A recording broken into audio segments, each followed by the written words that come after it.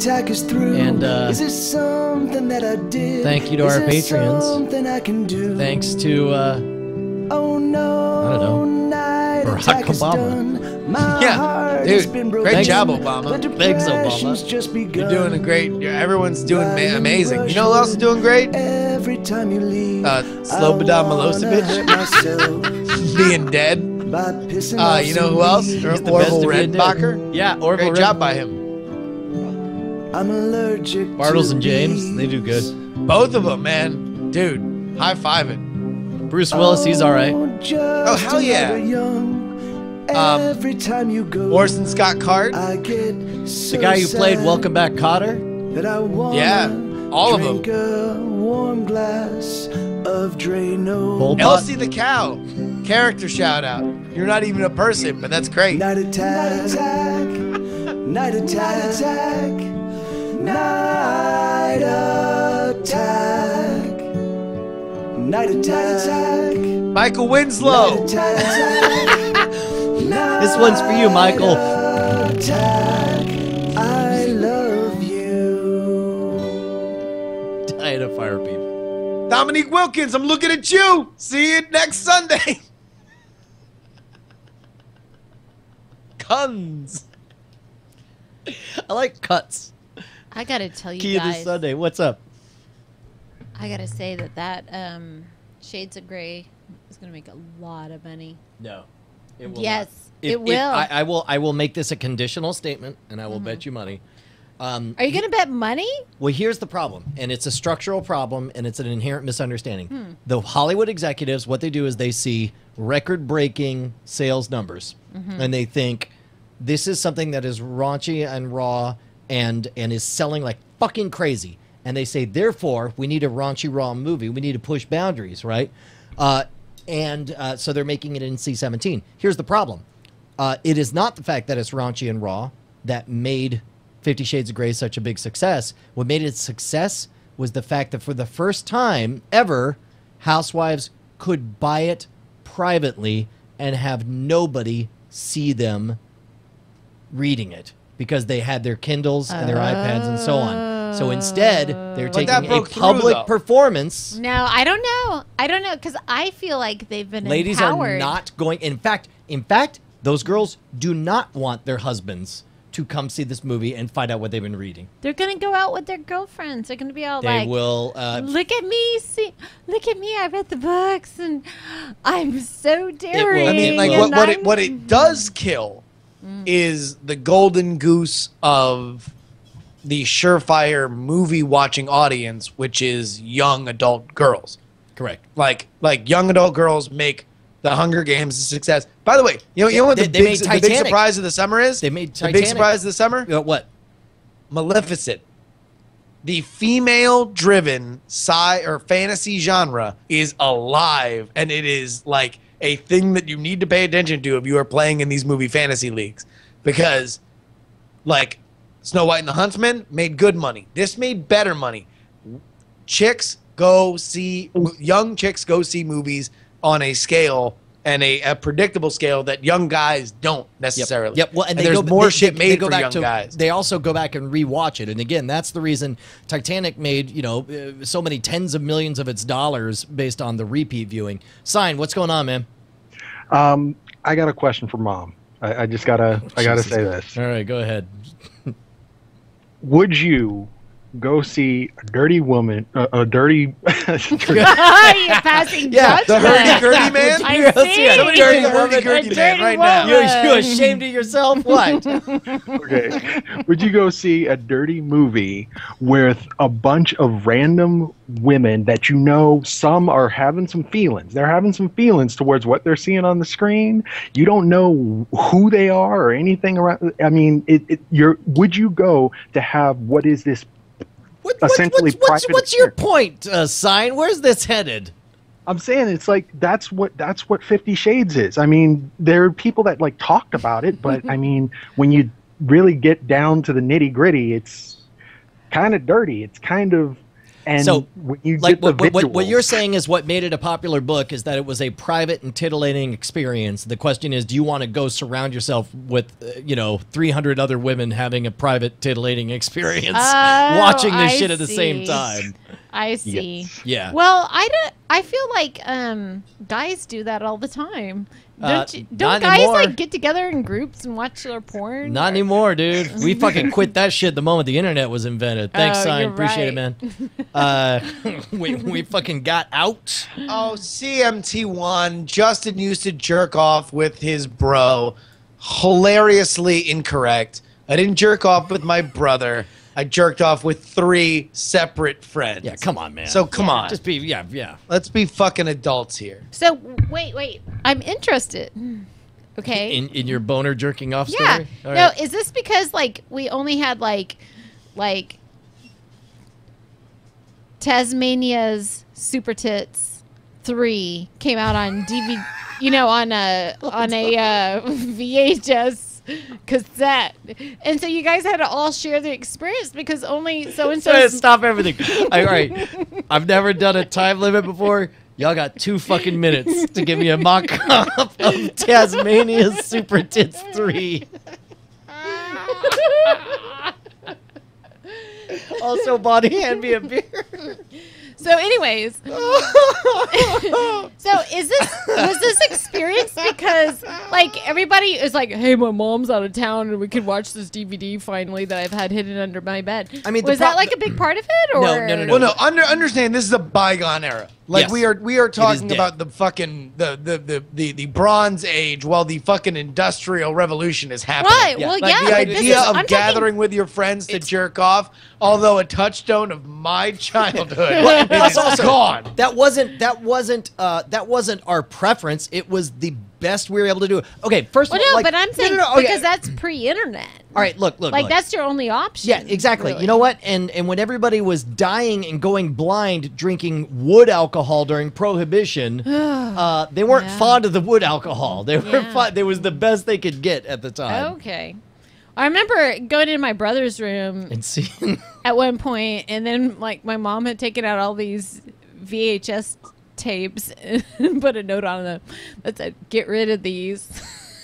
see, this is so funny. This is so funny. Why would your mom? I mean, what a different world. Right? Like nowadays, like fucking. Here, you want more of these? Because I'd rather have you at home jerking it than out making trouble. Yeah, that's a good Hey, point. by the way, good on y'all for like never having to deal with these problems. As parents. Oh, we only Like, get you to guys deal with went teen 0 for pregnancy 3 or on whatever. dealing with this shit. Like, and not to say that like like the girls want at some point experience like some random shit on the internet or whatever, but it's like the idea of that like heterosexual male pack mentality or gay male. I don't know how that works, but it's like that male pack mentality of pornography being like this maddening motivator. Like, good up, man. Like y'all somebody, solved it. Let me see if I can find it here. My son's just. I got to tell you, since Penny's 10, and it's There we like go. This next year is already these. They're like, yeah, he takes long showers. It's like it's really weird to hear everybody's moms just like, like they all just know. talking about like, yeah, he's like showers 3 or 4 times a day. That's fine. All right, so like somebody, there was a Reddit posting that said my son's discovered the internet today, and there's a link of the history on a tablet that says vagina, dancing naked girls, pictures of vagina spelled with a J, real naked girls standing up, And by the way, pictures, Picters. picture of naked girls, real picture of a naked girl's YouTube app that limits tablet usage. I mean, wait. that's the great advantage for this, like, your generation, right? But- Is that like y'all know the internet way better than they do? Well, and the thing is like, I don't know. I gotta I just figure think out. there needs to be another tier. Can we get safe porn for our kids. Okay, You know, this is like- there are 2 times. All right, There you've are- now entered in. You've accessed This- an extraordinarily creepy idea. I didn't that prep Brian this. has I had. didn't say this. There are 2 times Justin and I have fought publicly. Oh, yeah? One was in here, and the other was in Justin's place, where I proposed that, and it didn't go well because I had my head wrapped up. I was so concerned about it that Justin was making jokes, and I felt like he wasn't taking me seriously, and I got upset. But goddamn, man. That was a weird thing to get into an argument over, by the way. Like, Yeah, it was no, I above want that, my man. It was children weird. to discover pornography, but safe pornography that's healthy and builds a healthy relationship. Oh man. And really, my problem with it is just like understanding that anybody can be the arbiter of that. Like, pornography is like, for whatever it is, like, it is specific. We can all agree that it is like, you do not necessarily find the things that you are not interested in, like, they don't take, you know? Like, you are into what you are into, and like, the roots of where those interests go. Nah, I don't disagree with that. No, I don't. I do. Do you disagree or you don't disagree? I do disagree. I do disagree. Okay. Yeah, I think. I am. just feel like there's so many images that pop up and Yeah, that, I am that not. you're not looking for. You're like, oh my god, and then you're specifically, just like, I am not a better person for having stumbled across A Clockwork Orange in 2nd grade. There's no way that having watched the Right. violent rape of a woman in 2nd grade Oh, okay. made me a better Alright. person, right? And there's Well, no way that you hold could on. say it didn't affect me or that it didn't take or whatever. Hold on. and so now he's a magician. That's not what I'm saying. All right. I'm talking about pornography. Like, red tube. Like where people are Tasmanian looking for Super pornography. Tits 3.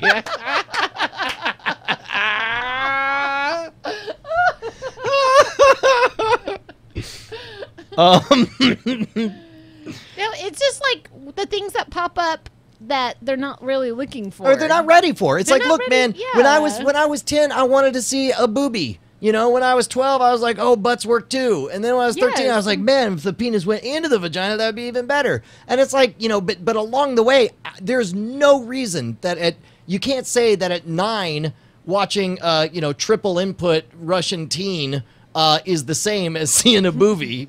You know, it's like there is a scale, and I think it does matter. Is the short answer. And I guess my point was that it was impossible. Like, and all right, here's where there might be a disconnect. Is that, like, you guys as parents have to consistently make impossible decisions based on human behavior, right? Like, you have to, like, set lines in the sand that might be arbitrary, but the point is that these are the rules that you are living by because we are instilling how you are to be raised. Like, and so you see that as more of a feasible option than I would, in that, like, to judge where somebody is in human development I think you're versus operating where you believe the line should be. Like, it's just like it's a bridge too far. No. I think you're entirely operating from the wrong angle. You assume that there's anything different for having had a kid. None of that is fueled by having had a kid. None of it is having fueled with anything that's happened with kids or even picturing my kids. All of it, 100% of it, is based on regret of me seeing shit out of order. Like, I deeply regret seeing shit out of order. And I like you know, you see shit and it's like, I remember experiencing guilt that I've experienced shit out of order or whatever. And I want to spare my children that. So it has nothing to do with the fact that I've had kids or whether they're boys or whether they're girls or any of that stuff. I regret Huh? is you remember that movie where they killed a guy on a curb? Oh, you regret seeing American History X. Oh my god. The curb stomp just that haunts you forever. really destroyed my brain, and it's like I could have really done without seeing that scene ever. And I want to spare my kids the sexual whatever because of like, American Well, hold on, History wait a X. minute. You know what I mean? She's Like, talking about shit that has a stain in your mind. Yeah. and Oh, that, and Sure, that she yeah, can't I take know, away or and whatever. like that, I get. Like, I totally understand. Like, and I guess, like, and all I'm saying when I say that you guys that it's different, like, for you guys having kids, is that, like, you guys, like, are forced. You have to make decisions on, like, what is appropriate and what is not, right? No, Yeah. that's exactly the point. Is we don't get to make decisions. So much Yeah, of it is it left to just random and happens. chance. We Yeah. are sitting here musing, man, wouldn't it be great if we could make decisions? But we don't get to. We don't get to Well, at all. Yeah. like We like, will you not pick be what there they when watch on Netflix, right? Like, you know, like you say, like, oh, if they Sure, linger but- on another okay, thing, but how then you say much- no, you should watch Scooby Doo. Yeah, no, because of course we have control over that, but that's not where she does her learning. That's not where she's going to experience it. We won't be there. Here, then, like, all my only point is that, like, making those decisions, like, just like the fact that that is just an average part of your day is something that does not exist for me. Like drawing the line for other human beings does not exist for me in a way that it does for you. And so that's all I'm saying when I say that we look at these things differently. Is that, like, I just don't have that skill set. Yeah.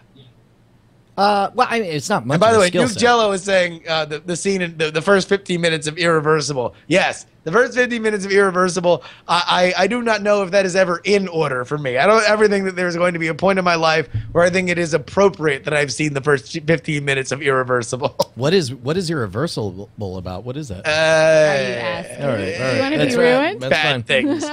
Right? The whole movie goes backwards, and it's somebody. Starts with the most horrific shit. Got it. Yeah. All right. Yeah.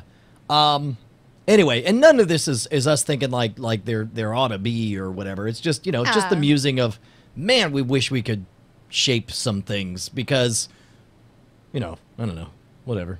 I don't know. I was really proud of myself though when Penny said that they were making up stories about a kid getting Yeah. a nail in his penis. Yeah. No, Then, that's like, good. That's good. I didn't like.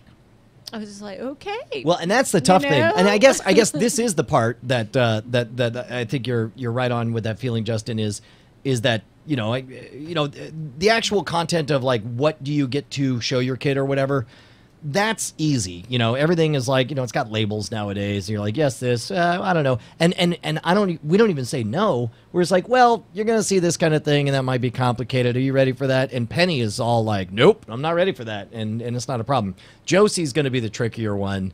And even then it's like, I don't know. She seems like she could probably handle more than we suspect she can. Dude, if she's already going to see if she's like jockeying to see Godzilla and excited that she saw Godzilla, like, she just wanted she's gonna to be show someone. up. I mean, like, listen, but that's how I was when I was a kid. Like, Yeah. like everything that you've said about like seeing stuff out of order, those are like almost my fondest memories. My fondest memories was when I got in over my head culturally, or I found things out that I was not ready to find out that blew my mind, that I felt confused and everything, and like understanding that I could understand them were like my fondest, are among my fondest memories. Like, I've retold with pride the fact that I saw Pulp Fiction when I was, you know, 12, like a million times, because like that was so awesome. Like my brain exploding that all this shit existed was like my favorite part. Now, you could say that it made the unwashed moron goat boy that it is that I am today, and you can blame my mom for that. But like that's something that I loved. Like those are my favorite memories. Well, and it's not, you know, I mean, I don't know, and certainly anything that would, I don't know how to say it. It's like, I mean, obviously, you know, you turned out fine, and I turned out fine, and Bonnie turned out fine, and we all turned out fine. But there are,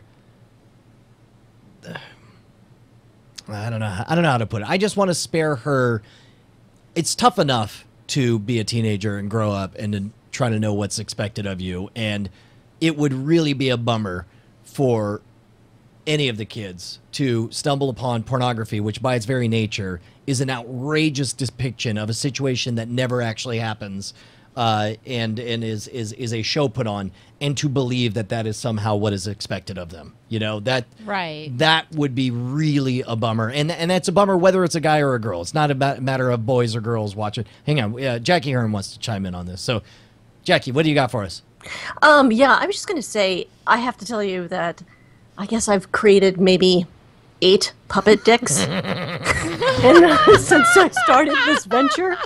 And I have to say that I have, now that I have met your daughters, your wonderful, beautiful daughters, it's kind of crossed my mind that I'm playing with superheroes, young sort of action figure type things, and are they ever gonna see it? So Oh, who cares? It's like, look, if No, they like that's not vulgar in a way that no, in that fact, would scar somebody. the way you do the puppet videos is almost exactly the way. If Justin and I were suddenly boom 9 years old right now, that is exactly the way we would be playing with those puppets. And I'm you know, so glad you did Exactly. that. so so's but look, Black Vulcan's jerking off Nuck or whatever. Yeah. Yeah. Okay, okay. So that's I try to totally make them fine. ridiculously comical, but it has crossed my mind. So I mean, I think it's kind of funny that ridiculously you're talking sexy. about this right now. Yeah. Well, yeah. Well, all right, so here's my question about the pornography thing, though. Is like, isn't the element of pornography and understanding its relationship, like, to, like, reality, everything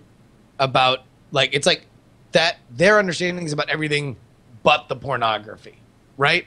Like, it's about the understanding of every element of life around the idea that this is whatever this form of art it is, you know, be it crass, crude, unrealistic, ridiculous. Like you don't want them to believe that it is real, you know?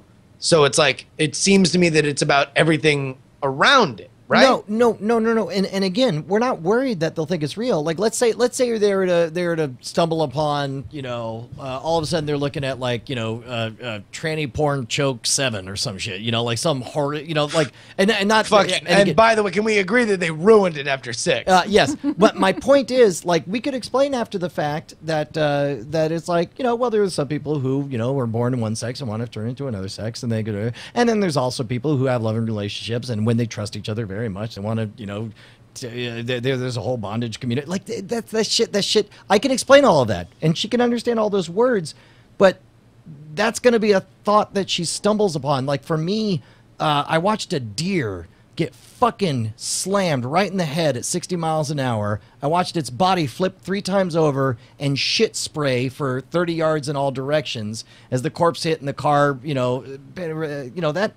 that was a skid mark on my brain that I just kept running across. And I want to, if there was a way to, you know, and you know, my guess is you know, when the kids start searching for stuff, you know, as teenagers or whenever, they won't be looking for a skid mark stain on their, you know, that's confusing and guilt ridden.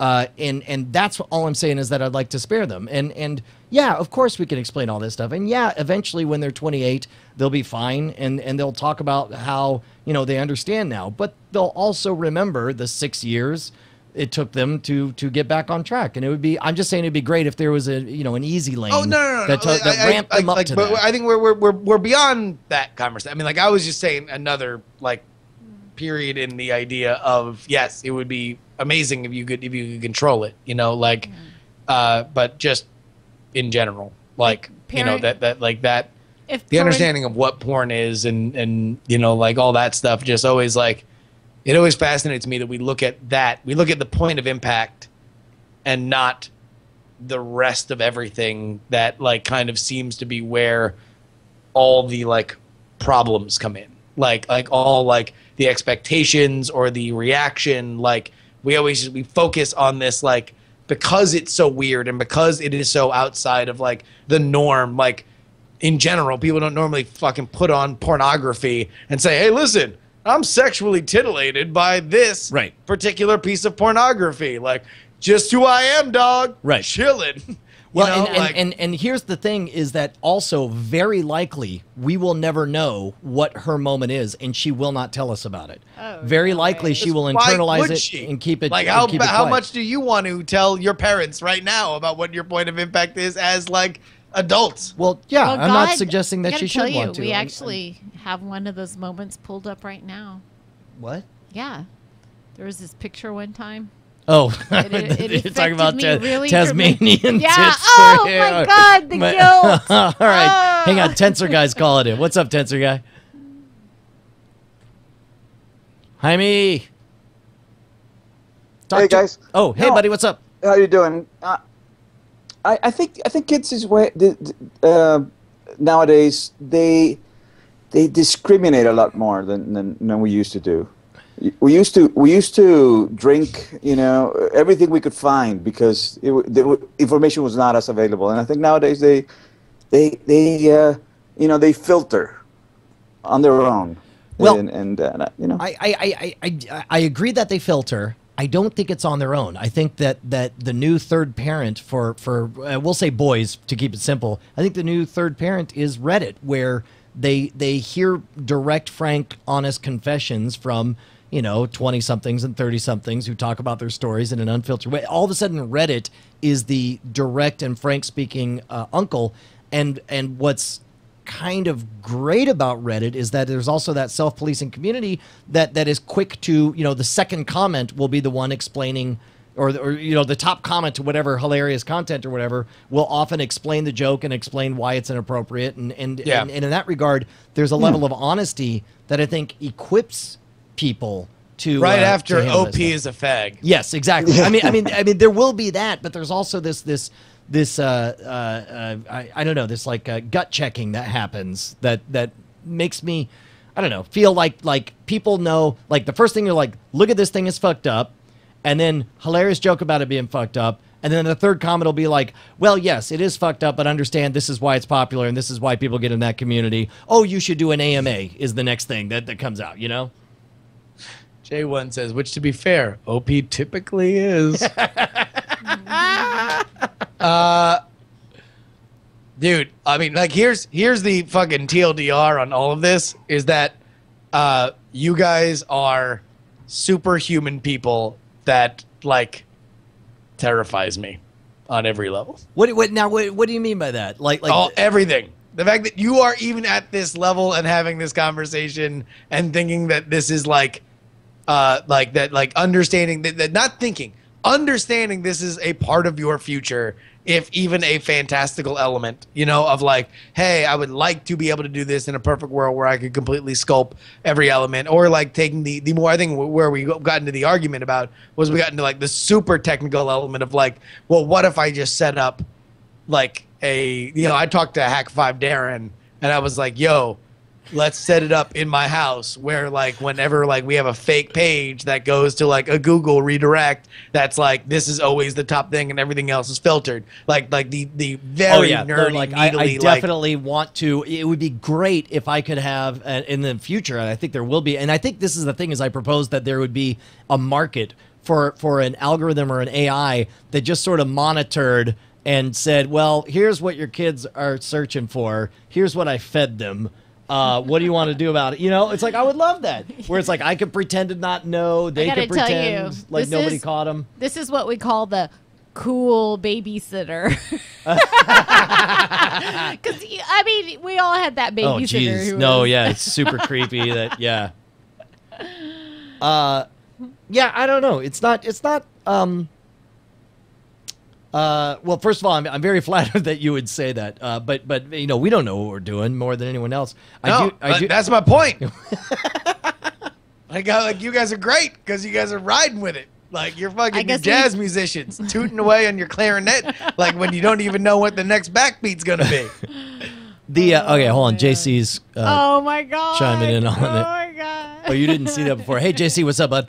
Hey, so back in the day when I was a kid and I was searching for porn on the Google, I found some, I was probably,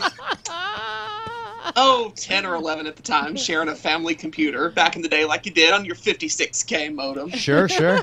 And I don't even know how I did it to this day, but the startup screen, like when you push the button, it'd come up and say like, compact. Somehow I overrode that to this like really graphic anal sex picture. Oh my god, and you couldn't undo it.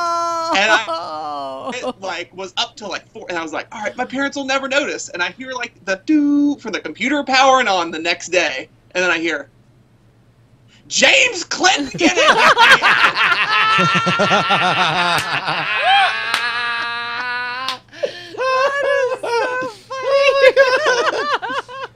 Yeah, that's by the way, Ibs Versus showing no mercy says it's a simple context menu. Just set background as.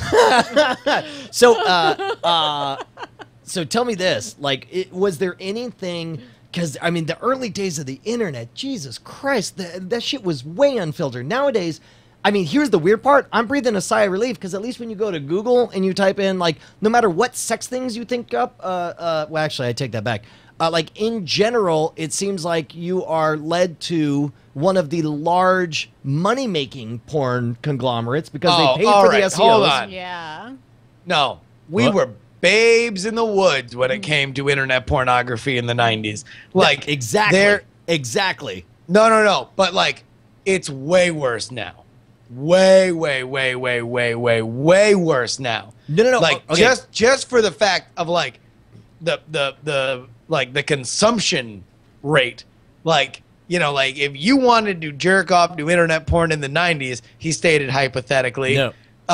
you, like, that shit was fucking, like, it would have been faster if, like the De Medici family had welcomed in 80 artisans from around Italy to slowly unroll their finest nude erotica. Like, and you clicked it, and then it would slowly unroll. Or if you wanted to watch a video, like, you would wait a solid, like, 12 minutes to see a 4-second clip of somebody getting fucked. Which is exactly my point, because at least nowadays, yes, I mean, great, you get it faster. You also get what you fucking asked for. Yeah. You fucking, if you want a fucking, a double anal penetration, you get a double anal penetration. You don't get a chick shitting in a dude's mouth, which you only find out after 2/3 of the page loads, and you're like, oh, look at them tits. Oh, it's coming up on the pussy. We're like, oh, that's definitely shit, and she's definitely shitting in a dude's mouth.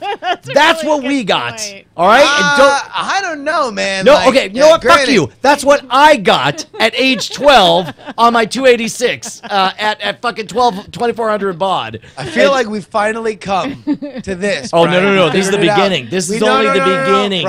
Brian, we've cracked the code. Okay. We're wind talkers, and we just figured out why we look at this conversation differently. We're just going to have to face facts that as a child, I was better at looking for internet pornography that I wanted to jerk off to than you. I mean, that's just it. There's a year difference, too. What's that? There's a year difference, though. Well, and that's just it. Fucking don't lecture me about how hard it was to find porn in the 90s when there wasn't an internet. I mean, my shit fucking predates the internet. He had to go poking around his dad's side of the bed I definitely had to steal my dad's Betamaxes and fucking check that. Oh, my God. And then fucking Dude, rewind back to the exact place where it was. Dad's VHSs to jerk off to. And I would have to remember the point in which I found them to rewind them back to the point, like, that he stopped jerking off, like, watching pornography. So I would watch it and then rewind it back to that moment. Do you think so he would not know that there was somebody, there were elves in the woodshed that were bringing this tape further along? Come on, you guys. Do you think that they really were paying attention to where they stopped? No, not now. I mean, now you're just like, why did you? But be kind. Rewind. I don't know. If I had never seen the tape before, like, if let's say you were watching Lord of the Rings, right? Oh. The original Lord of the Rings. And, like, it was on DVD, and Penny snuck in and decided to watch part of it, and it was just at a different point than you were remember watching it, like, and you were trying to, like, you were, like, because it's, like, the extended edition goes 4 hours, and you're like, was I at the point where they were in the mountains? Okay, but here's the difference, is that fucking Lord of the Rings... Or was I at the part where fucking Homeboy was offering his axe? Here's the difference. I could have sworn I was at the point where Homeboy was offering his axe. Here's the difference, is that Lord of the Rings doesn't start off with a story and then suddenly burst into an epic battle in which one team slaughters the other, and then suddenly go back to a boring story, and then suddenly come back with the next epic battle, and fucking one side slays the other, and then go back to a story. Like, you turn that shit back The on? Hobbit. What about, yeah, exactly, right? Well, but I'll tell you what, I wouldn't notice. You fucking change The Hobbit? You think I'm going to notice, like, which battle with fucking elves and giants is this time? I don't fucking know. Oh, good night, boys. I mean, like, listen, I'm in general, I'm with you, because I think, I don't think that they would be paying attention. But, like, part of me is like, I don't know. At some point, if it happened enough, I might notice. I might be like, am I going crazy? Like, is there this inconsistency? Is there a glitch in the Matrix? Oh my God. Wow. Wow, that's not. I was a not bigger fan of appropriate this on one. really any level. Yeah. Hey, what are we gonna call this episode? Where are the title options? Let's see. We'll go back on this.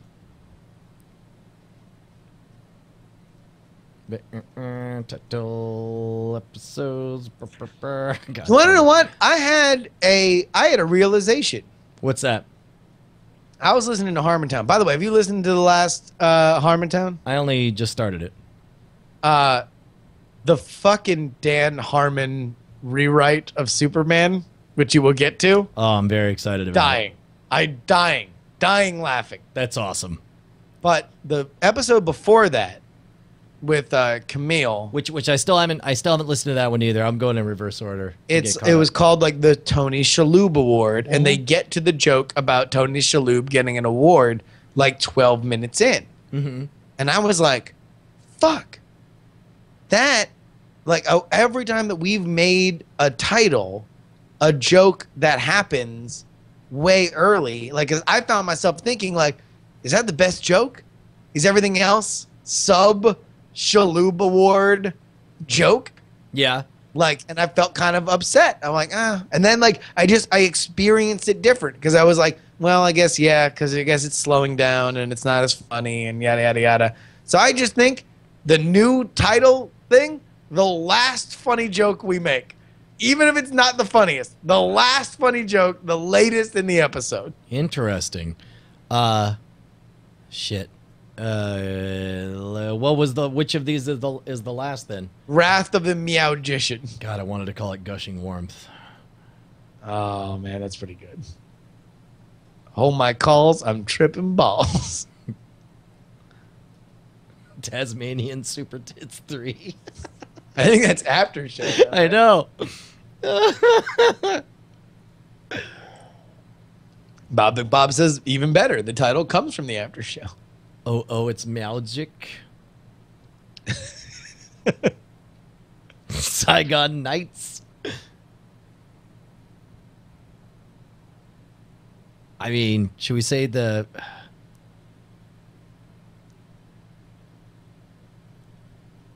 Oh, it's Meowgic. You know, never believe it's not so. I'm for Gushing Warmth or the Meowgician. I think Gushing Warmth is better because it just shows up and it doesn't tip because Meowgician, you will hear the story during Secrets or BS and you will wait for 25 minutes for us to get to saying Meowgician. Whereas Gushing Warmth just comes out of nowhere. Good. Okay, Let's roll. all right, we'll call it Gushing Warmth. Oh, look at this. Wait, what is this? JC Bobbitt says, if you have a favorite BB Live Show, NSFW, or Night Attack bit, what is hashtag TBT? That's a Throwback Thursday. Oh, yes. Then punch it in. So I guess on the official Twitter, yeah, right on. Hey, can I do just a little Throwback Thursday? Could we just do a little tip of the hat and say thank you to everybody who, as a community, comes together and continues to make all Oh this my happen? God! Like, Can we all just do a little tip of the hat? And by tip of the hat, I mean like I tip my hat so much that all my clothes come off, including my wallet, and any money that I've ever made in my life falls out and immediately goes to all of you, because we would not have careers if other strangers didn't just make amazing things. Like I went to the fucking nightattack.tv website and I'm like, fuck, this is a really well done, good looking website. And we didn't even fucking ask for it. Like it just popped up because Chat Realm is so goddamn amazing. Yeah, man. It's so good, and I'll tell you what. Here's what fucks everything up is I think to myself, what can I do for the people who make this possible? I think about Leon posting all the stuff in there. I think about T2T2 lending his programming and hosting the IRC chats. I think about Sebgons putting the stuff together. I think of Jackie Hearn's videos or whatever. And the part that punches me in the fucking balls is I think, what can I do for them? And I think like, well, maybe I can make their financial and artistic dreams come true. And then I realized these fuckers are already giving They're on top of that shit. They're giving me money. How the fuck am I supposed to give them anything? The fuck am I supposed to do? I'm gonna like kiss him on the neck. I guess. I'll tell you what, man. Night Attack TV. When I was looking at the Night Attack TV website, I was so impressed with it that I realized, like, right now, Night Attack like forwards to the comedy album page on my little tagline at the bottom of emails, and I want to switch it to this because this shit looks so fucking dope. It's so good. We should have like an albums link to that to that stuff on here, but Yeah, no, totally. so good.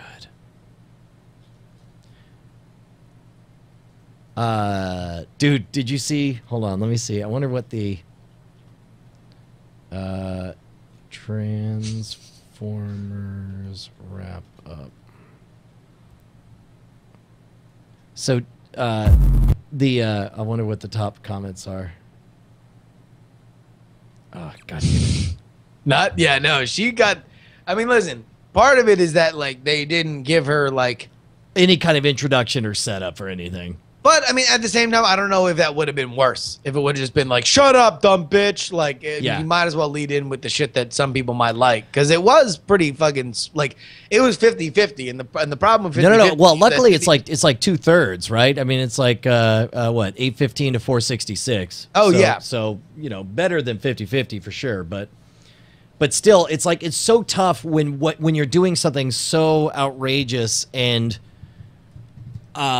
you know, has this kind of self-aware, self-deprecating humor, but if somebody doesn't hear it, you know, and some people like complained about the fact that it was kind of post-ironic and that she was rolling. And J1's nailed it.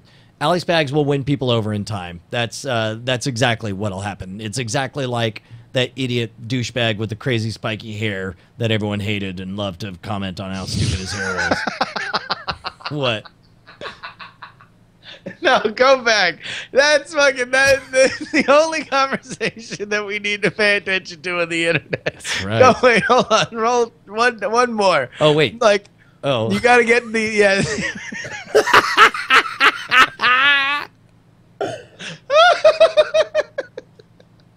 Oh, my gosh.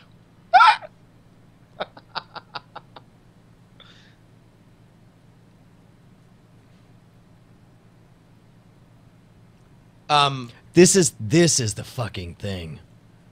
That you tried too hard? That's the one that fucking slays me. Like, just makes it so difficult. It's the last paragraph, and I think we touched on this before. If you ever like, I ended up reading this live on a live stream at once. It's a really good article about getting off your butt and doing something that matters to other people, and it just says all these things like based on shit from Glengarry Glen Ross, and be like, you know, you want to work here, fucking close. And the last, oh wait, shit, this is the Coney thing. That's not, there we go. This is what I wanted. 202. The last part here, the whole last section talks about, hang on, wait for it. How everything inside you will fight improvement. And it talks about how everybody doesn't want you to succeed because it makes them feel bad about themselves. And he says, here's all the ways you can make excuses for yourself.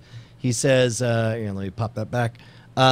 He says, remember, misery is comfortable, blah, blah, blah, blah, blah. It's so much easier to sit back and criticize other people's creations. That movie is stupid. The couple's kids are brats.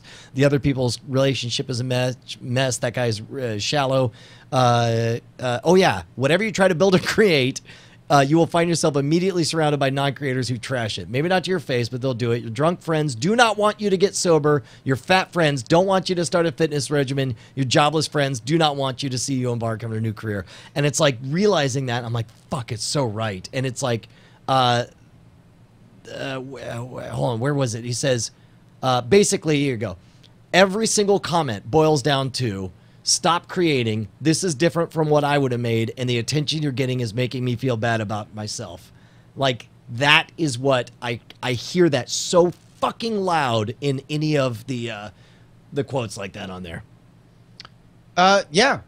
No, I mean, and by the way, like you pointed out, because that's like, I was just looking at the comments and I'm like, it's 50-50, but you pointed out the right thing, man. Like 2/3 really dug it. And I'll bet you that as they go forward, like that 2/3 will fucking really, really dig it going forward. Well, and that's the thing is look, if you run a business and you make money, if you end up being profitable 60% of the time, you could found a fucking empire on that. All you do is you double down and quadruple down the number of times that that you put that shit out there. Here, Jim says that's why you dump the shaft and keep the awesome motherfuckers in your life. But the problem is that on the internet, especially if you're going forward, like, there's a reason why me and Brian have developed very, very carefully crafted fucking like judo moves for handling criticism like online. It's like, me and Brian came, and it was funny because we kind of came to it separately, and we kind of came to like similar principles of, like, if someone says, like, for me, if someone says, you suck, you're an idiot, you're dumb, that's stupid, I say, like, yeah. Like, I try to get behind them and yell at me louder. Yeah. Like, because it's like, oh, yeah, well, fuck, whatever. It's like, so if I were Allie and I did that and Allie was, like, felt, like, kind of, like, fucked up about it, like, my first comment would be, like, yeah, and she's white. Fuck whites. Like, like just really be angry. Always have the top negative comment for myself. So at the very least, I can just be like, no, I'm better at this too. I'm better at shitting on me than you are. Well, here's the thing, right? For me, the transformative thing was watching, and it took 10 years, 15 years for me to realize it, that constantly, my entire life, everybody agreed that the new cast, the new season, the new everything on Saturday Night Live sucked, and that the old one was better. And it was strange to me because the old one was the new one that everyone said sucked before. And I realized everyone hates it until they love it. And then the other thing is I watched when Dennis Rogers is legitimately fucking freakishly strong and bend metal frying pans and all that stuff. He has everything going for him. And I watched him on tour as like he's on stage, and some like 4 drunk frat boys are giving him shit, and they're like, whatever, fucking fake, boo, and like heckling him during his show. And of course, the impulse is to shut them down or slap back at them or whatever, or get in a dick waggling contest or whatever. But instead, after the show, he went up and he was like, hey man, I noticed you didn't know. And they're like, whatever, we think it's all fake. Yeah, whatever. And now it's a game of the 4th. He basically walked into the worst possible situation where they had the numbers advantage, they set the tone or whatever, but instead he just calmly is like, well, let me show you here. Would this work? He just constantly was trying to please them and said, well, you check those nails out. In fact, you guys could try it. Here are the leather strips I use to do it. And then we'll try it, and then did it again. And he basically did his whole show over again for them.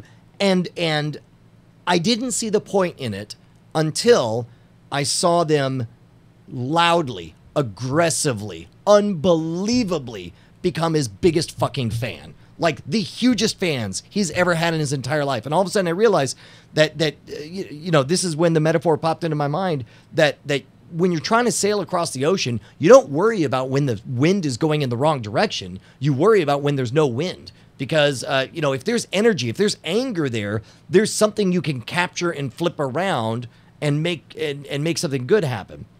Well, but it's when nobody fucking responds and your video has 1,000 views that you're fucked. Well, and that's the thing is like the internet in general. And I don't know how much of this is real life, although I suspect it is more than we would otherwise think. But the internet in general is the lonely people economy. Mm-hmm. It is like a bunch of people, and of which we are one, like that are just kind of fucking around, nothing else to do, have no one else to come in and tell them that they love them or they want to hang out or they think that they're awesome, and so they go on the internet.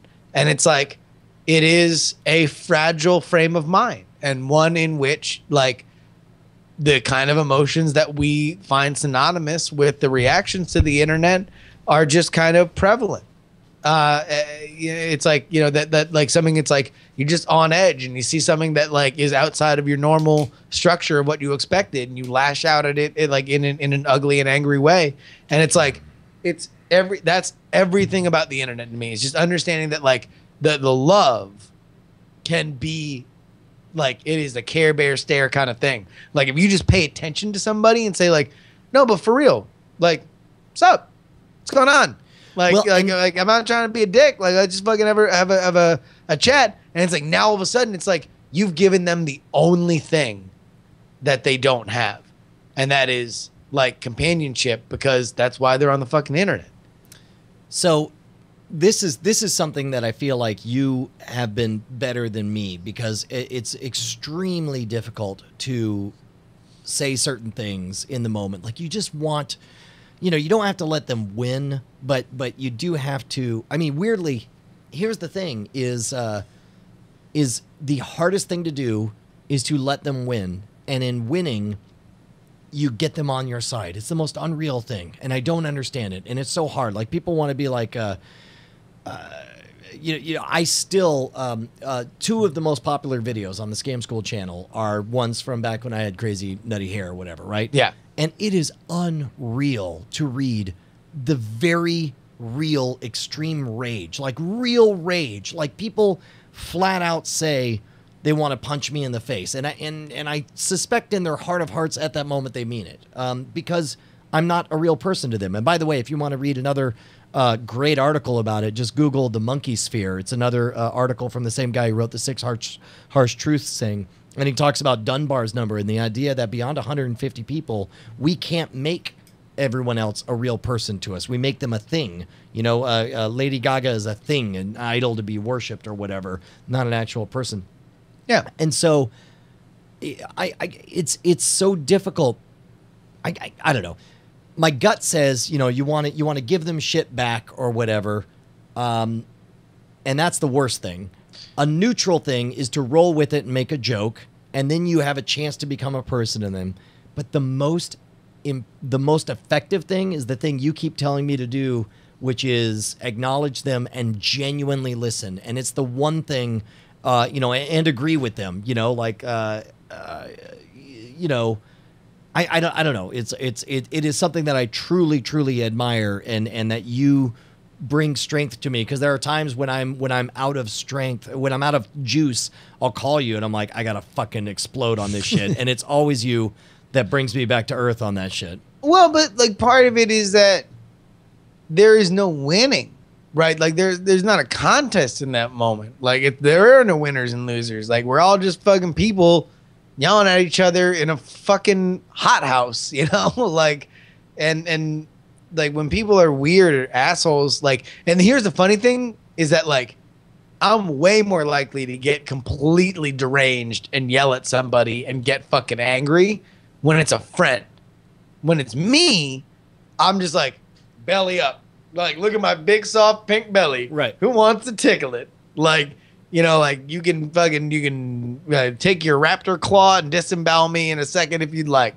But like, I'm not gonna fight you. Like, I'll get into a hugging contest with you, because that's really the only thing I know how to do. But if it's like someone fucks with you, someone fucks with Andrew, someone fucks with Brett, like that's what I'm like. Hey, you dopey fucking motherfucker! How about you eat a bag of shit? Right. He's a prince. He's a prince with a beautiful family. Right. Hang on. Ryan wants to chime in. What's up, Ryan? Hey, man.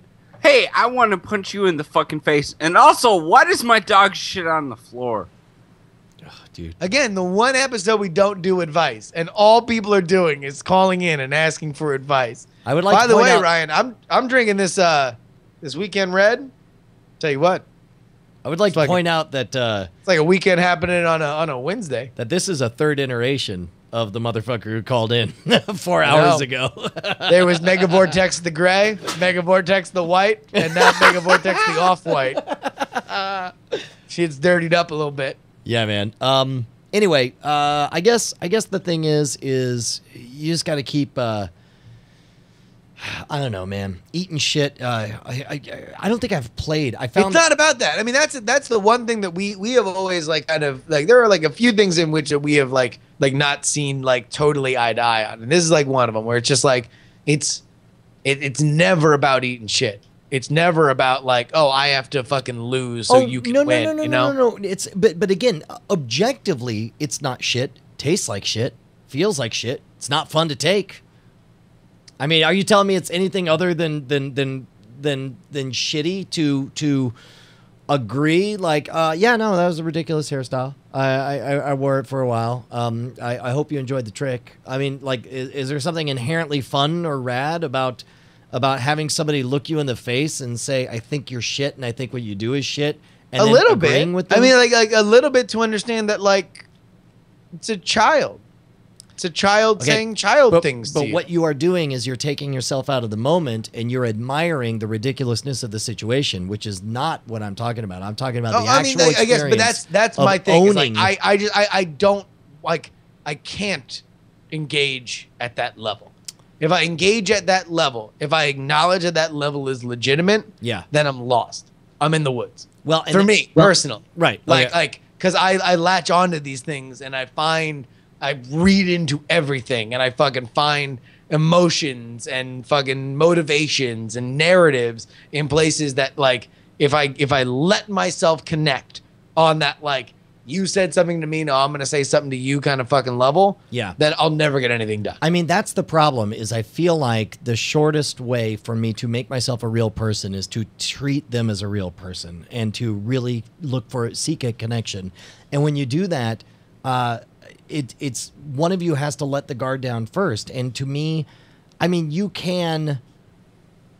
there are times that when I offer a stock line and I roll over, I feel like I'm playing a gambit and I feel detached from the situation and I feel like there's a chance they will feel handled. And I don't like that tactic. I like to really make people feel understood, which I guess for me leaves me a little more exposed, and which is why I run out of steam and I call you like I want to fucking take a knife to this, guy or whatever. And that's the thing, is like, you call me and like my first step in our conversations is to walk back through the trees so we can see the woods. Yeah.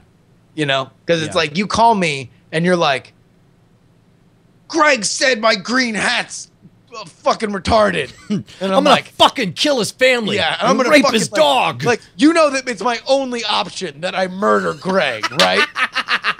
Right, but here's the thing. I've thought it out. It's a slow poison, so it can't get back to me. Yes. You're like right into the really okay. So do I bring him? He always drinks Coke, but when he's at his mom's house, he drinks Pepsi. So should I give him this poison in the Pepsi or the Coke? I'm calling you for this, and I'm like, okay, who's Greg? Why is there a green hat? Yeah. What are we talking about? And like, as soon as we walk it back, it's like, okay. And well, like, oftentimes now we I'll can find see it. myself in a response to your questions getting as far as saying like, well, Greg's this commenter on, and then I'll just really, oh, fuck, what the fuck am I doing? It's like in that moment, it's a satellite snapshot of how fucking retarded the whole situation is. Hey, Sign, you're on the line. What's up? Hey, man. Pretty much, I'm all with you. That's what it comes down to. And I do magic. I also work in a call center, which is pretty much I'm the manager that you call and you get when you're fucking pissed off. So I am that guy. I am that person that is not a human being. And the first thing I do, the first thing I find out is I ask why. If I'm doing magic and somebody wants to fucking heckle me or whatever, I address them in such a way where it's like, you are telling me how I can fix what I'm doing. And at that point, it is no longer a matter of them being all like, hey, look at my dick, it's bigger than yours. It's now a, holy shit, this person is coming to me and making me a part of, who are they? What? Okay. And it stops their thought process. That simple why. That's what I do. I mean, in everything I do, I say, why? Okay. Explain. Well, and Sign, you're dealing with, like, you are talking about, like, fucking the Krav Maga fucking, like, hand-to-hand, like, combat where, like, you are being paid to duel with this fucking element of society in hand-to-hand fucking single combat. And one-on-one like, me and Brian at least have the ability that we can always pull back whenever we want. You know, like it's the internet. You can just not respond to a comment and just feel bad about it internally. If you want to deal with it, you can. Right. I mean, it's like we can always decide that it's some, we can make it not a person in our mind. We could just decide this guy's an asshole. He does blah, blah, blah, whatever. But when somebody is there and fucking looks you in the face and is giving you shit, that is some next level. Now, game, by the man. way, which is like the inverse of why we are fucking like we are now entering in officially into the con season of fucking Nerdtacular and Dragon Con. Both are on our schedules. We're fucking dealing with emails about putting everything together and everything. And it's like, oh yeah, by the way, Brian, like you did book that night on Thursday. I did. Good. So I'm good. sleeping in your room. In my butt. In your butt. Like my whole body. Yeah, I know. I'm gonna Look, I said in my butt, didn't I? All right, I got it. Okay, I get it. You get all the way in, Your except whole for your body head. is gonna be in my only butt. your head No. sticks out. Your whole body's inside me, except for your head, because I know you hate breathing your own breath. So you stick your head out, and you're like a little pillow off to the side. I'm gonna be distended and prolapsed for about 3 years. I get it. Okay. But those con moments with everybody there that has chosen to be there, like that's magic. That's as close as you get to magic in life, is like being surrounded by that kind of love.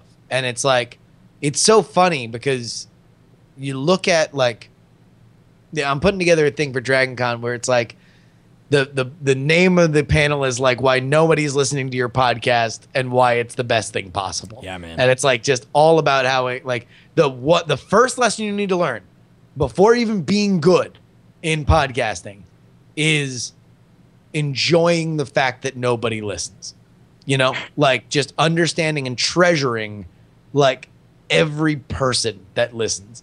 Like, cause like those people, some of those people that when our chat room was 30 people wide on BB Live Show, Yeah. like, or what for you it was BB Live Show before fucking I became to be a part of it. Yeah. Like they're still here today. Yeah. You know, like they're still part of it. And it's like imagine like that you're dealing with these people that's just like, that's the prequel to your epic story, is like how you met the main characters of your journey. Like that's the most amazing part. But like it is the absence of everybody else that makes the people that are there, and when that crowd gets bigger, just so special and so amazing. If you doubt me and Justin, I don't think I've shared this on the live stream before, but there's a quote. I spent a while like last year going back over a bunch of those early emails between me and Teller, and there was a quote that he gave that I revisited in a different context recently, but he said at some point, talking about how quickly you become successful. These are Teller's words. He says, he said to me, this is in 1997, December 4th, 1997. He says, "Fame is nice in that it helps you earn an even better living doing what you love. That's what fame is for. If you're great and you keep turning out great stuff, fame will find its way to you. Hope it comes slowly. Hope it builds, and by the time you're really famous, you've got 4 hours of great material and a rock-solid, time-tested partnership to back it up. If fame comes too quickly, it drives young whippersnappers like yourself crazy. Groups break up, heads get swelled, lives get ruined." I was 22 years old when he told me that. And it has been. And where were you in your? Because you had a partnership. You had a partnership with another magician. Yeah, I did at the time. And okay, so you were still in that. Just yes. to give everybody context. Correct. Yeah, and it is astonishing how prescient those words are. So for everybody right now who's frustrated that their audience is small, as Justin said, be thankful, because right now it is possible for you to one-on-one build true friendships.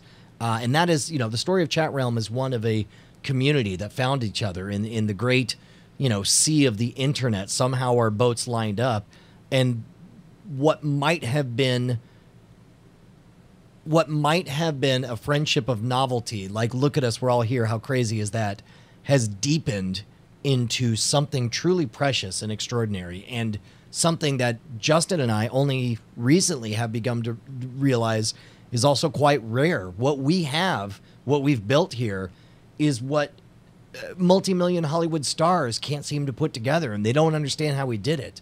And it's I think I mentioned this before.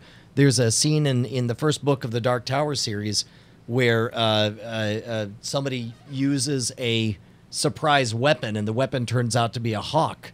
And the question was, how did you train him to give his life for you? And the answer was, I didn't train him. I friended him. And that is not possible when you go from 0 to famous. It is possible when you go from 0 to 15 people watching, to 30 people watching, to 100 people watching. Well, and it's like, the other element of it is that if you are actually building something and you are worrying about where your numbers are, it affects your product. And you're not able to hone in on exactly doing what you want and doing what you're happy about, because the greatest curse in life is to become famous or be obligated to do something that you hate. Like, that immediately becomes a poison pill. And it's like, as much as, you know, obviously it's like you look at like money elements of it. It's like, listen, how long did we fuck around with, like, you know, Night Attack being a barely tolerable element of our fucking, of our existence. Our schedule, yeah. Time-wise, you know? And then all of a sudden it was like, overnight, oh shit, it's a job. Look at this salary that's being paid to us, you know? And I think that the only reason that people have been so generous, and again, it matters a lot to us.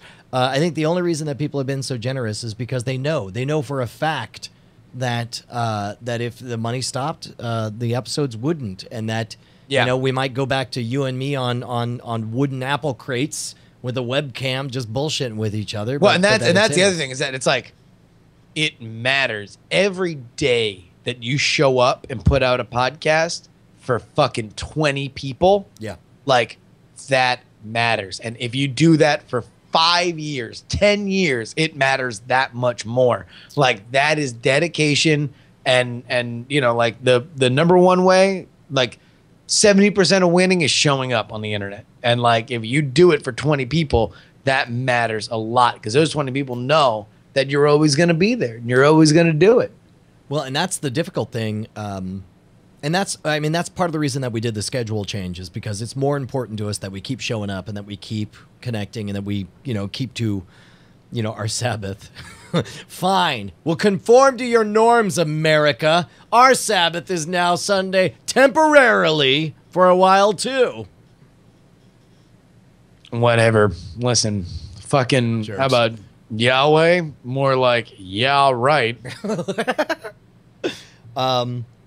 Yeah, man. Wow, this shit got deep. Philosophical. Listen, man.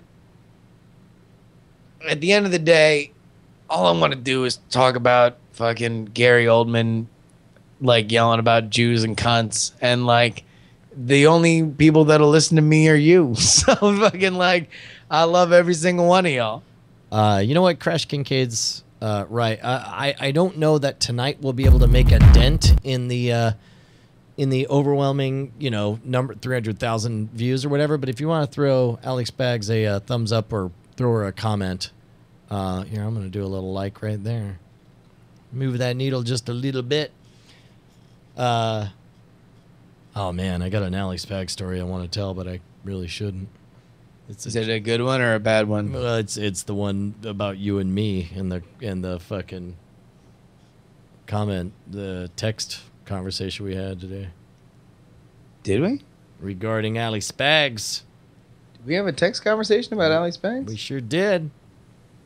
I told you that she was on a podcast that was live streaming. Oh my God, yeah.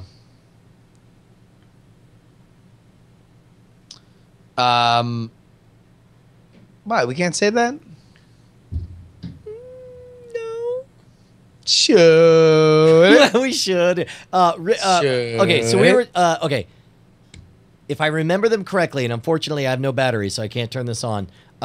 Can you look, and I believe the last two comments, the one you said something, and then I said something.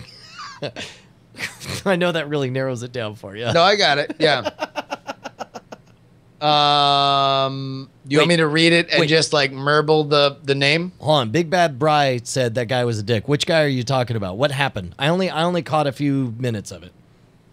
Okay, so we can say it if we're narrowing it down that far, right? I don't know. I mean, yes. Okay. I actually don't know how it all went. Somebody tell me how the whole thing went. Did anybody tune in and watch Ali Spags' thing on the podcast she was on today? Okay, so I'm going to read this and just merble the name. Okay. Holy shit, Ali Spagnola is on Merble's podcast right now. Then I say, ha ha ha, fuck that guy. Who does podcasts? And then Brian says, watching despite myself, LOL. And then I say, quoting Bane from The Dark Knight, you think podcasts are your friend? You merely adopted the podcast. We were born in it, molded by it. And then Brian, taking the quote into a completely different and brilliantly original direction, says, fucking forged by the fires of the internet's hate, molded by the hands of 10,000 trolls, wielded to slay by the demon hordes. Which really makes me want to read the most interesting text conversation I've ever had with you. Man, I don't know which one that is. The one that happened within the last 7 days? Do you remember having this text conversation? I'm sure I would if I looked at it. I have a lot of... It was under the influence of one of your favorite pills that induces sleepiness. Jesus Christ. I actually don't know what I said. I'm a little bit worried about it. There's so many names that we can't mention, but you responded to a group text with me and Andrew and you. Andrew made a statement and you began just responding to it like a text adventure. And then I started playing along, responding to you as a text adventure. Okay, all right, I do remember this. Go ahead and read this. To me, I was just like one-offing this shit. I'm like, whatever. I wrote a choose your own adventure novel. All right, here we go. I'll just give general names. All right. Here we go. Andrew and Brian. All right.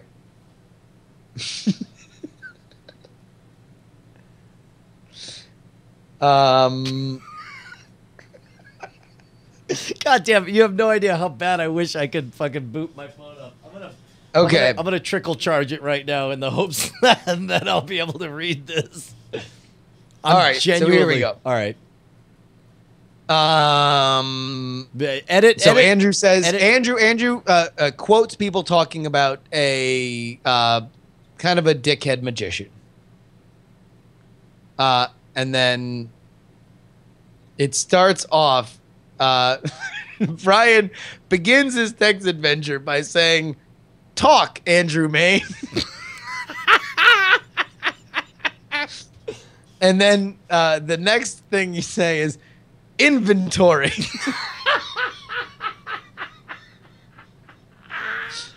You say, I appear to have 7 leather strips, 1 brass axe, 3 soul gems, and a scroll of fireball. Talk, asshole magician. And then I responded, I'm a shitty magician. You say, fuck you, Knights of the Elder Guard. Be gone, the guardian of the smugness, and your bodyguard, famous magician, is no longer here to protect you. I begin the chant of endurance.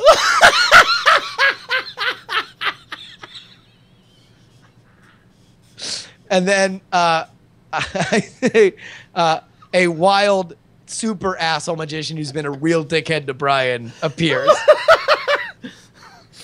Brian says, also, I start decorating my staff of knowledge with a limited edition Theory 11 cards. Troll, I shout. What brings thee across mine path? Ours is a simple quest of truth. Asshole magician who's really been a dickhead to Brian says, trolls, at least they charge for their secrets.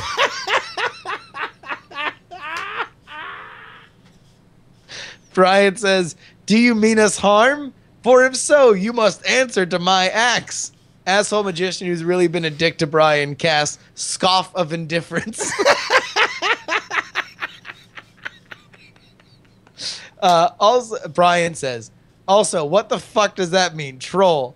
I cast detect lesser hangers on. What do I see? I need to know my enemies. I write, or the game writes, a noxious plume emerges from the slacks of asshole magician who's really been a dick to Brian in the form of asshole magician who's a hanger-on to the first asshole magician. Brian responds, I need more power. Asshole magician who's a hanger-on to the first asshole magician looks longingly at Di Vernon's ashes.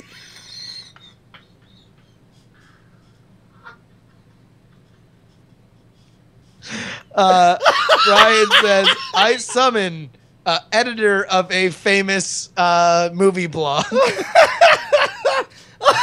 Editor of a famous movie blog. Explain to asshole magician who's really been a dick to Brian how embarrassing he is to himself. The game responds, editor to a famous movie blog appears only briefly before collapsing under the weight of Star Wars clickbait traffic.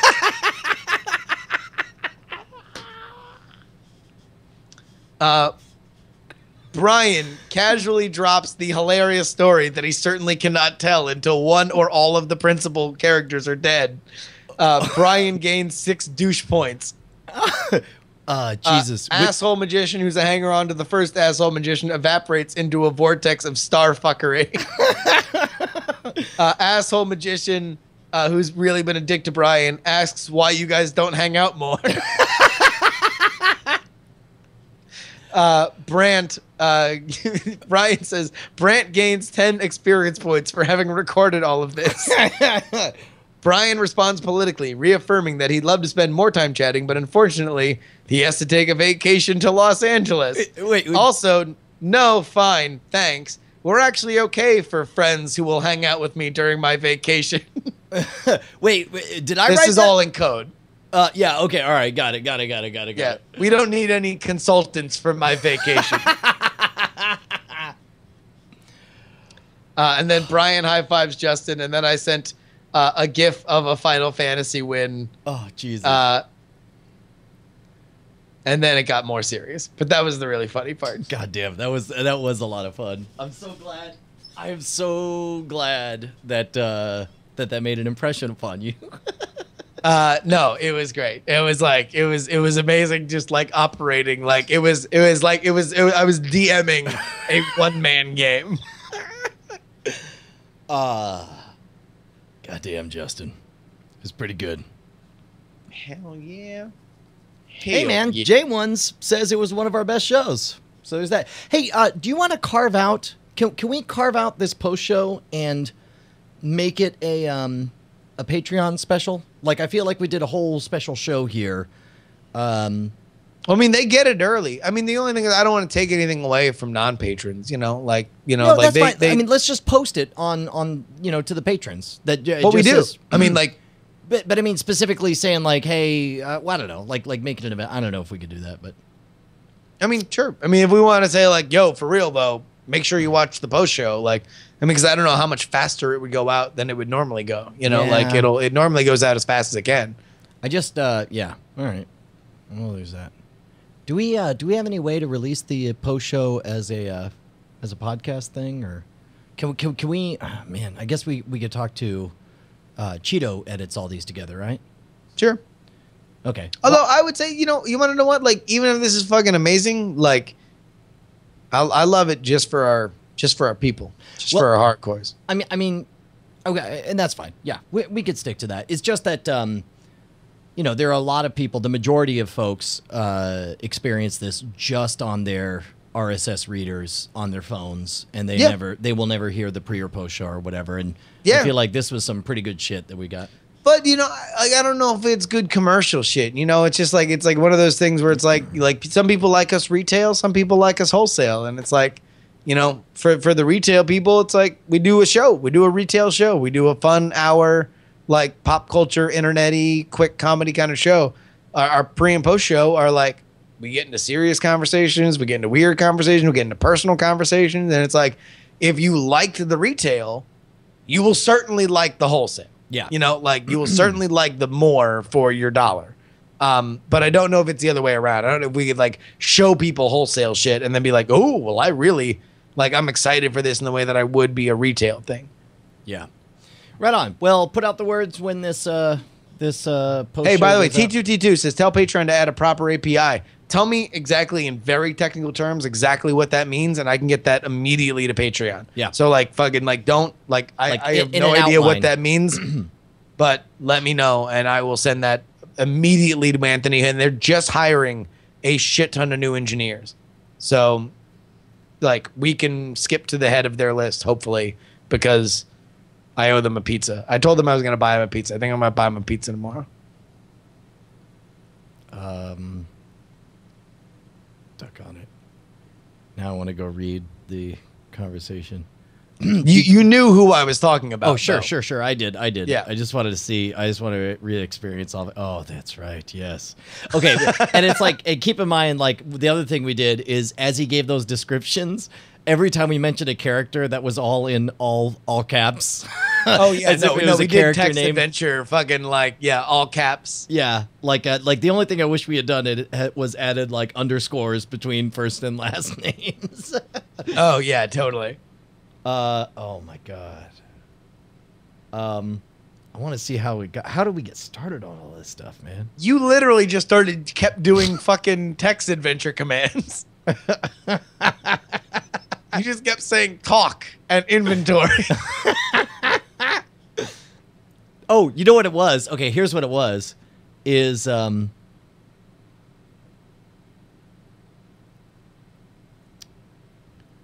okay. Oh shit. Okay, all right. You left out the important phrase. So Andrew Main says Andrew Main says comments, and then Justin says question mark, and then like they're quotes, and then Andrew Main says name to give a context for what the quotes were about. And meanwhile, I'm like, what's going on? And I said, huh? And then Justin's like, oh, is it this thing? And then me, wandering in like a child to the middle of a movie, like Donnie, I say, damn it, this is harder for me to grasp since I just took an Ambien. And so like in the context, like I loudly announced that like I'm not in a state to understand what's going on. And then I start saying, go north, look, talk, Andrew Main. So that's what got us started. And then you picked it up and kept going saying, find the three-eyed raven. Yeah, got it. As soon as I picked up what you were doing, I'm like, all right, yeah, I'm in. We really should. Oh, gee, we should do like redacted. We should post it and. Yeah. I mean, like, I don't know how funny it is if you don't know how much we're annoyed by some of the people that we talk about, but like, it's only because they're mean to us and we are confused by their meanness. Right. Well, we just keep responding with kindness, and they keep being weird and mean. It's very weird. Until you tell them that story that you can't tell. In that case, they will immediately be your friends. Oh shit. Yeah. In fact, that was the part that I wanted to look up to make sure it was what I think of. Yeah. No. It's the only story that you can tell that would immediately make them fucking their jaws drop in starfuckery.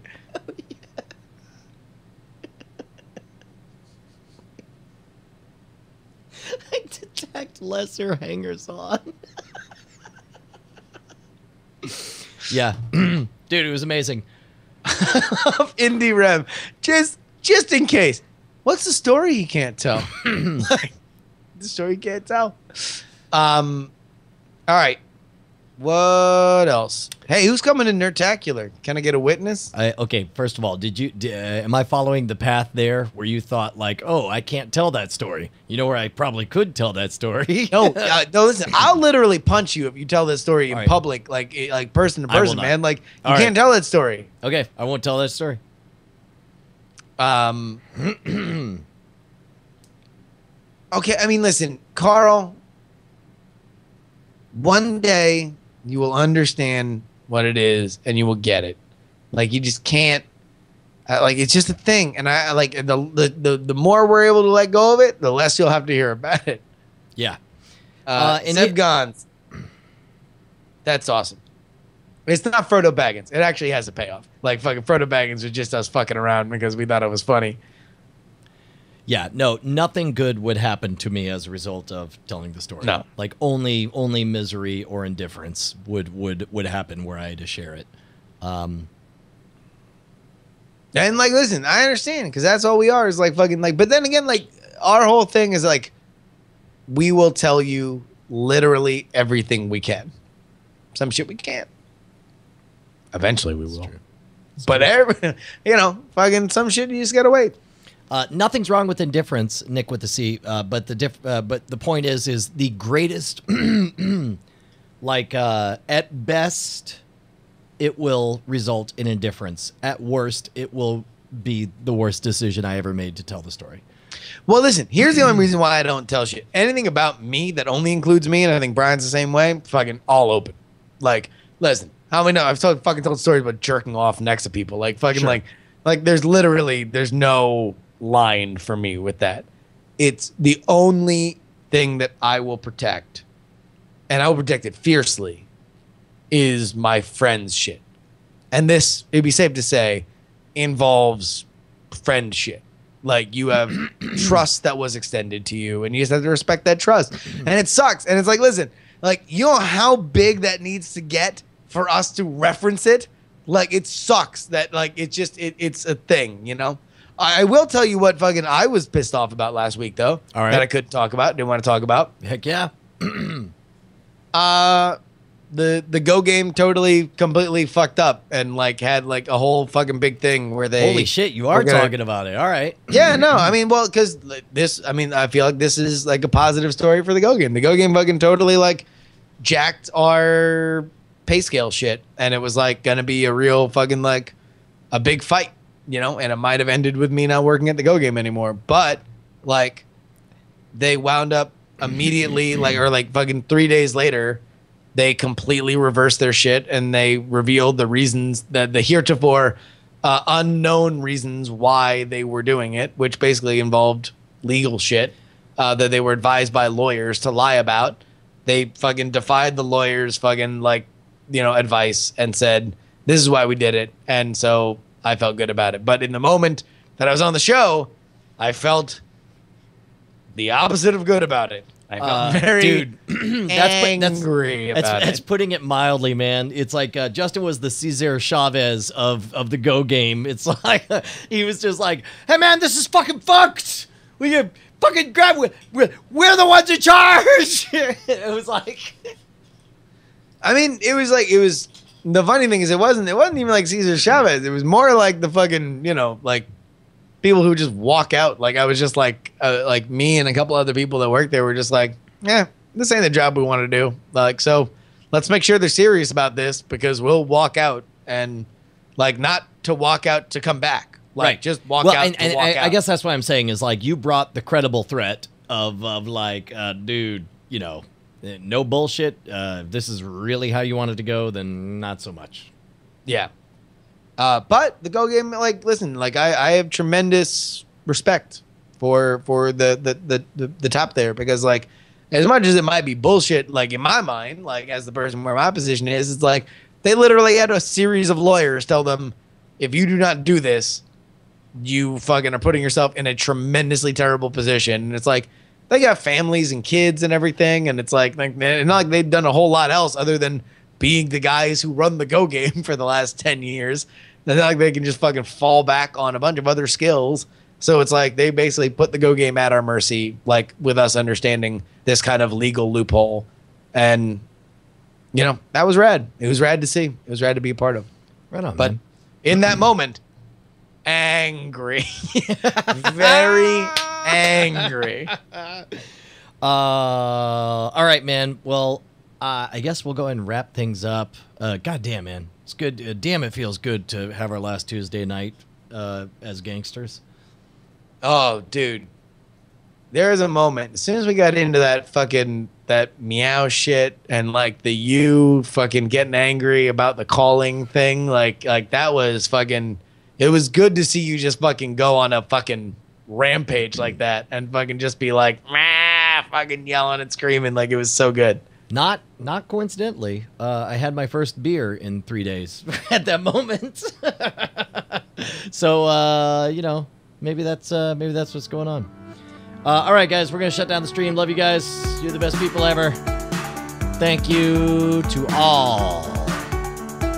Man, oh, by the way, for the 5 person who's asking a million times, Sarah will know the Sunday thing. Yeah, we're going to find out whether or not it works for her. Dude, 5 hours, man. That's a stream. It's a cream dream stream.